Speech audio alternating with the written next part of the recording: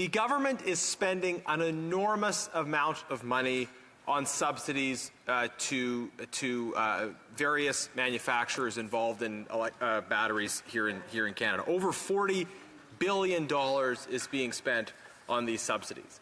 So this subsidy plan will cost every single Canadian family about $3,000. Over $40 billion is being spent in total.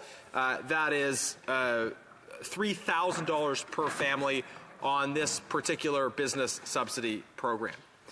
And Conservatives are committed to always standing up for workers, which is why we have asked for clarity from the government about whether or not there are protections in the contracts, the subsidy contracts that they signed with companies for Canadian workers. Will Canadian workers actually benefit from this enormous outlay of taxpayer money?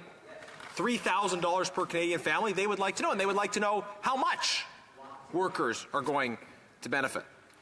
And the Parliament Secretary is already eager to respond clearly. He's saying lots. He's saying they're going to benefit.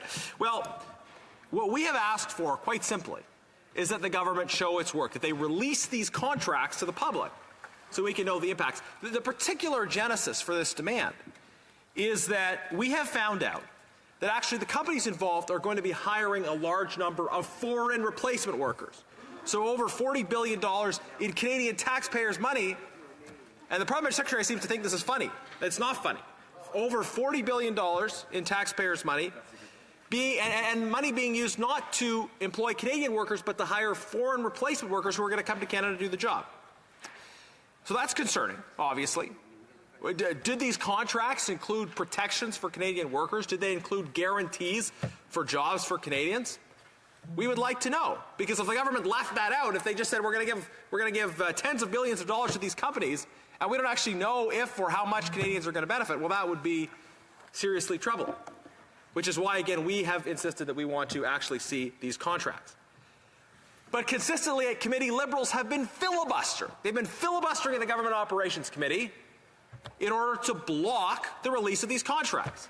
Now, for a while, we had all opposition parties, Conservative, Bloc, and NDP, standing together, prepared to vote in favor of ordering the production of these contracts. Liberals were against it. They were filibustering to block the release of these contracts.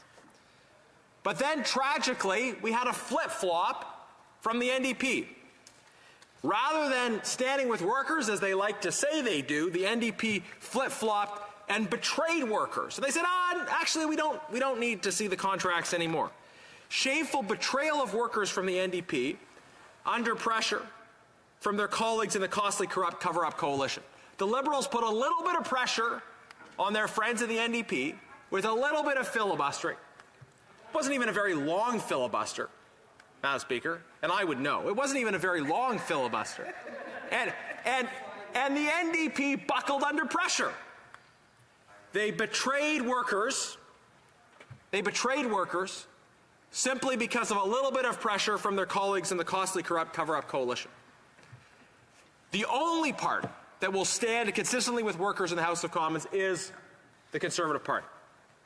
So my question to the Parliamentary Secretary, and I hope we get an answer, rather than more of the kind of unrelated bluster that we often get from the government when asking direct questions, I hope we get a direct answer. What did the government offer the NDP, their colleagues in the costly cover-up coalition, to get them to change their position and flip-flop and betray workers? And why won't they release the contracts?